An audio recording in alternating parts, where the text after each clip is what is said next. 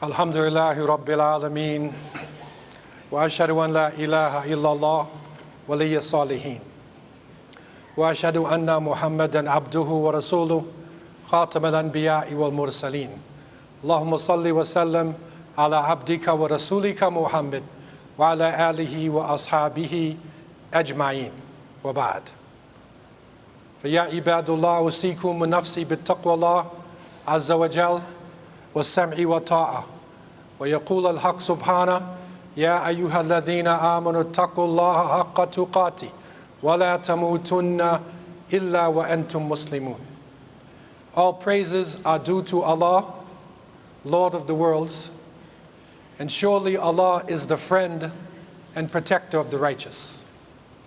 And I bear witness that Allah is one and has no partners, and that Muhammad, the son of Abdullah, is his servant and his last messenger.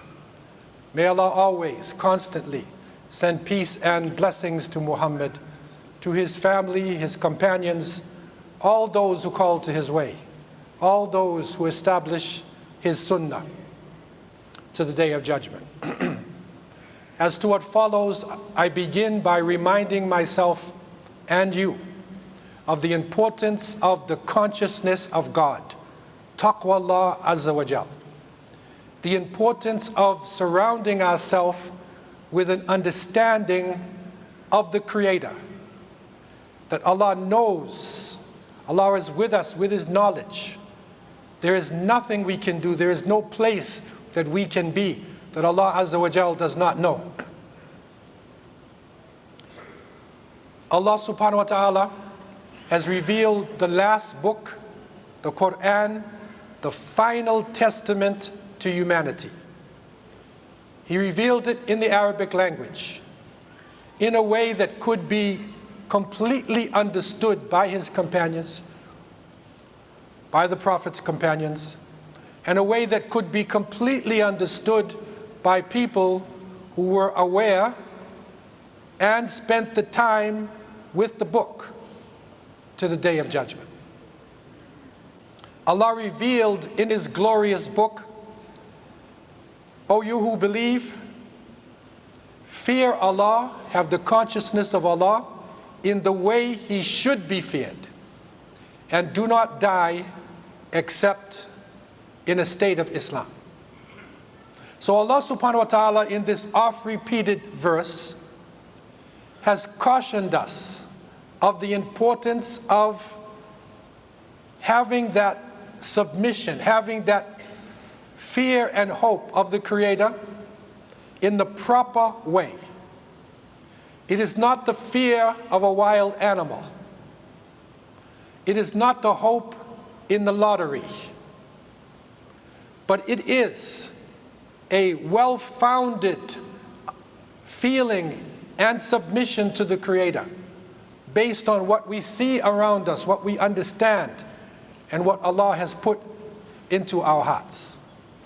And then Allah said, try your best to leave this world as a Muslim, meaning in a state of Islam, istislam.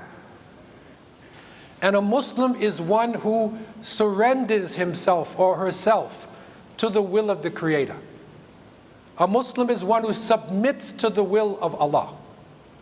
And so if Allah has given us 5 salat, then a Muslim would implement the 5 salat and not say that because I live far away from Mecca, now I should do 2. A Muslim is one who submits. Allah Azza wa Jal revealed fasting in the month of Ramadan, which is a rotating month on the lunar calendar. A Muslim is one who will fast regardless of whether it is in the winter or the summer. If the person submitted to their intelligence, their human intelligence, they might say, I would prefer to fast every year in December, because it makes more sense in the northern country. It is the shortest time of the year, the weather is cool, and the fasting can go away without any feeling at all. And that person, even though they may say the word Muslim, is not actually in a state of Islam, because the istislam is with the tongue and the heart and practice. It is a complete understanding that the believer has. And this message is so important to us today, in this world of confusion, this world of lies and deception. It is important for us constantly to go to the bottom line, to the essence of our faith, and to renew it. Renew our submission and pray sincerely that Allah would allow us to leave this world as Muslims. O you who believe, Alhamdulillah, we are in the sacred month of Muharram. This is one of the 4 special months, Arba'atun Hurum, the sacred months. And Muharram is an extremely important time. Many people underestimate the importance of the month of Muharram. Abdullah ibn Abbas radiallahu anhuma reported that he used to see the Prophet ﷺ was really serious about fasting on the 10th of the month of Muharram. He never saw him more serious about fasting on a particular day than this day. It is also noted in our history that the first obligatory fasts on the Muslims was not the month of Ramadan. The first obligatory fast in the first year after the Hijrah was the 10th of Muharram, Ashuraa. And so the concept of Ashuraa in the time of Prophet Muhammad ﷺ was connected to the fast, and it was connected to the sacredness of this very important month. It was later, in the next year, that Allah Azza wa Jal revealed in the 2nd chapter of the Quran, فَمَنْ شَهِدَ مِنْكُمَ الشَّهْرَ فَلْيَصُمْهُ. Whoever witnesses the month of Ramadan, okay, this is the oft-repeated verse, شهر رمضان الذي أنزل فيه القرآن هدى للناس وبينات من الهدى والفرقان فمن شهد منكم الشهر فليصمه. So Allah said Ramadan is that blessed time when the Quran was revealed as a guidance to humanity and clear evidence from the guidance and that which separates truth from falsehood. So whoever amongst you witnesses this month, he must fast. Fel yasumhu. And when the lamb, this is called lam al-amr, when the lamb is used here in this verb, it means you must do it. So at that point, Ramadan became wajib, fard, obligatory, and the fasting in Muharram, on the 10th of Muharram, became sunnah, recommended fast, a strongly recommended fast. And it was noted at that time that the Prophet ﷺ was fasting in commemorance of the rescue of Musa alayhi salam from the Fir'aun. And so the fast of Ashuraa was not a type of punishment or penance. It was a celebration. It was a submission to Allah subhanahu wa ta'ala, a remembrance of the will of Allah Azza wa Jal, who saved his mighty messenger Musa alayhi salam from the terrible forces of the Fir'aun that were out to destroy them. And so the 10th of Muharram was important for the believers in this first generation because of the sacredness of the month and because of the rescue of Musa alayhi salam. And it was noted through the Prophet Muhammad sallallahu alaihi wasallam that it was on the 10th of Muharram that the Noah's Ark, Noah alayhi salam, his ark landed on Mount Judi on the 10th. So it's a sacred time. And the Prophet ﷺ, as we have learned, said we are different than the Yahud, show a difference. We respect Musa alayhi salam, but we are the last ummah. So if I live for the next year, I will fast the 9th and the 10th. He did not live for the next year, but Muslims continued the 9th and the 10th, and if not, the 10th and the 11th. So we are in this sacred time now. We are still within the sacred 3 days of the Ashuraa. And it is crucial to remember that connection with the prophets. And remember, before anything happened, after the death of Prophet Muhammad ﷺ, Ashuraa was established. The fasting was established. The understanding was established. And in the day of Arafah, in the last year of Prophet Muhammad ﷺ, Allah subhanahu wa ta'ala revealed in Surah Al-Ma'idah, inside the long verse, verse 3, Al-yawma akmaltu lakum dinakum wa atmamtu alaykum ni'mati wa raditu lakum al-islam dina. Allah revealed, today, I have completed your religion. I have perfected my blessings upon you. And I am pleased to give you Islam as your way of life. And so the three aspects crucial in this verse, the kamal, the completion, that the basic fundamental practices of Islam, the foundations of the way we function, the way we think, the house of Islam, were completed. The house is completed. The actions are perfected. So in other words, the actions of Ashuraa are perfected to connect ourselves to Musa alayhi salam, to connect ourselves to Nuh alayhi salam, to fast in this time. And the Prophet ﷺ said the one who would fast on the 10th, that it would be an expiation for the sins, kafara, for the sins that came for the year that is gone. And so Allah completed it, perfected it, and was pleased, chose it for us, that this way of life should be the way of life for the believers to the day of resurrection. It comes to us that amongst the companions, there were many who Allah blessed with knowledge. And it is reported that on the day of Arafah, when this verse was revealed, Umar ibn al-Khattab radiallahu anh, he began to cry. And when he was crying, the Prophet asked him, "What makes you cry?" And Umar answered, "What made me cry is that our religion is being perfected for us. Now it is perfected. Nothing is perfect, but it is bound to deteriorate."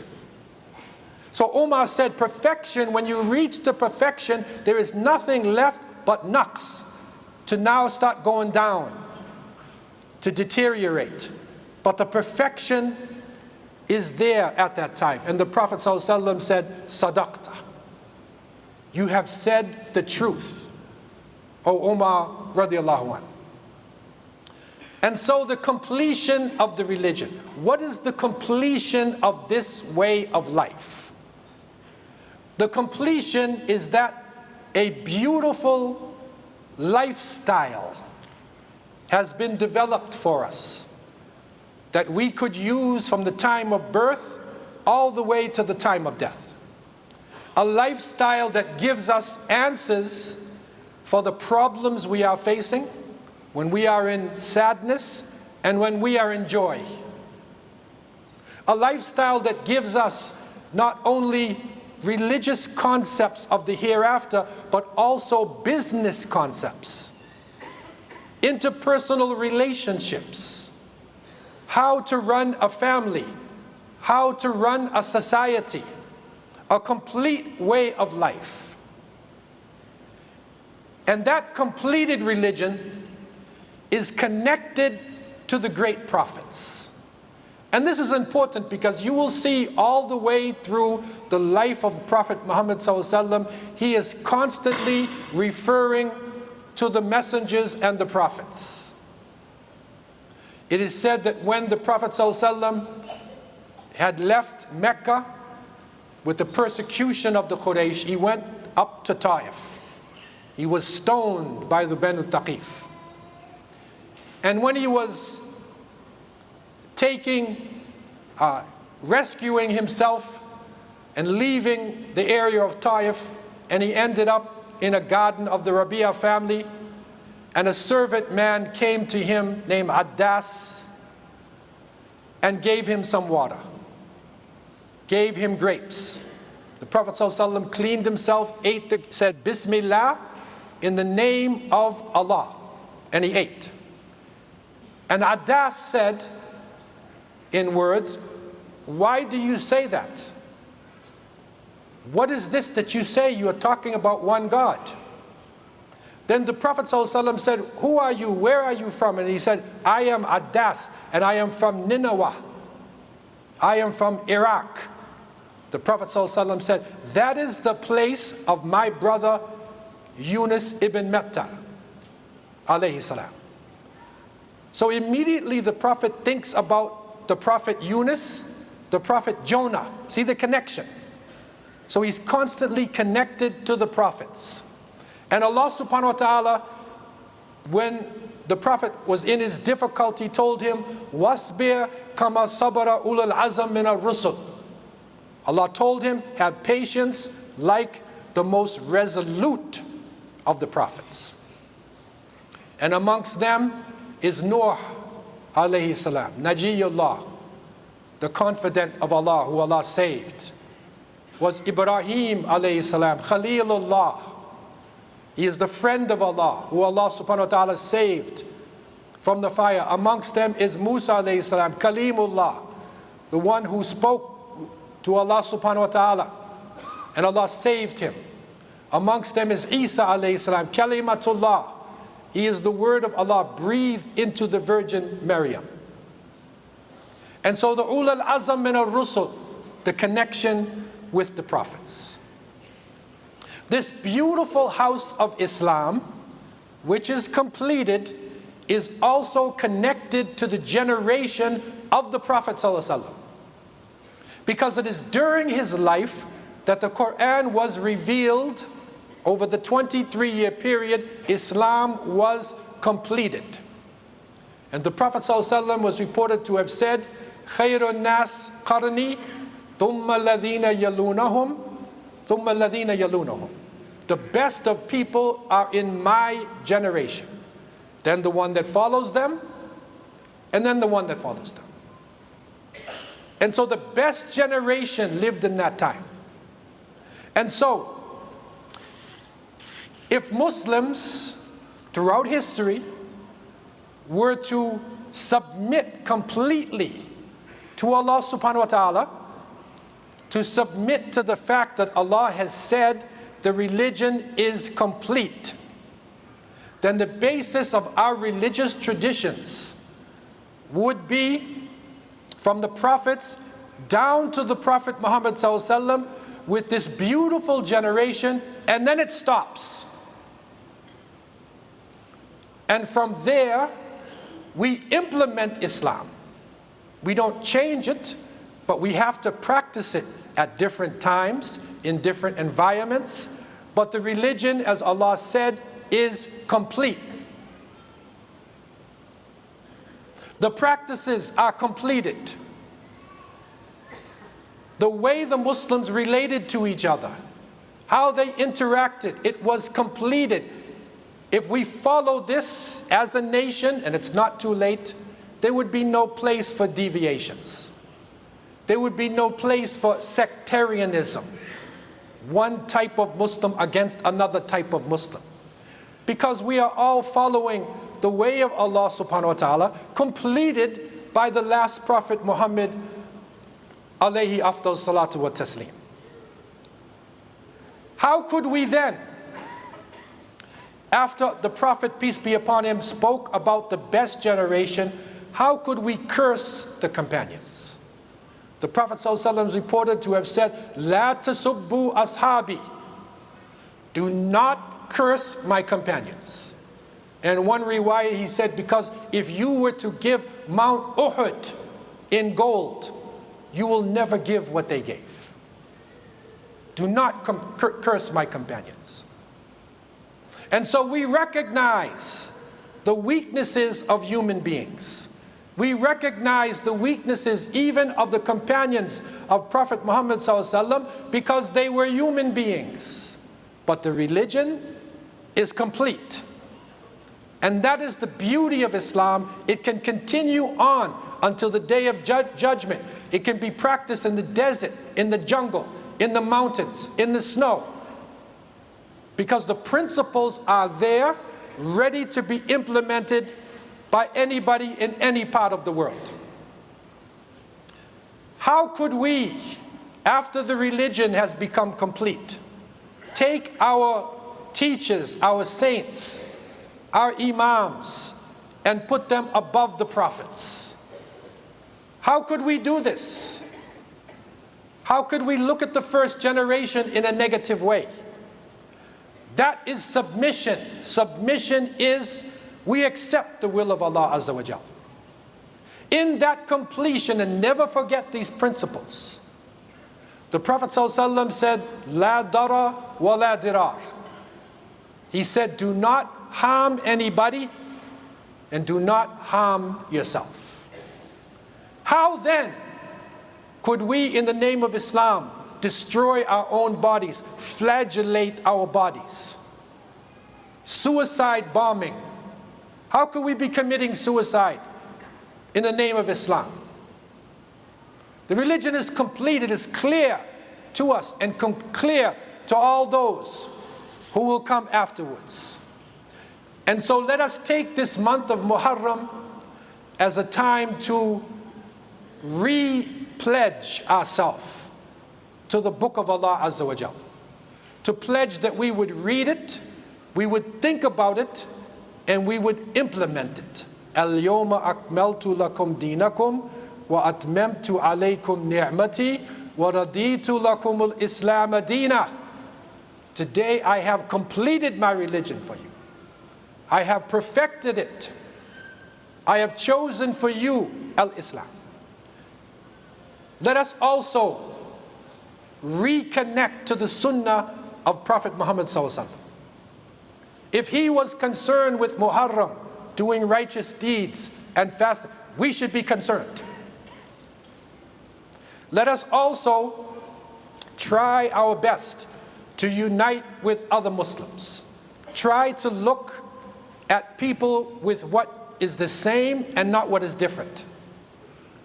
And let us also reach out to good people of all faiths to find a unity, an alliance of those who are standing for the earth, those who are standing for justice, those who are standing against racism, against exploitation.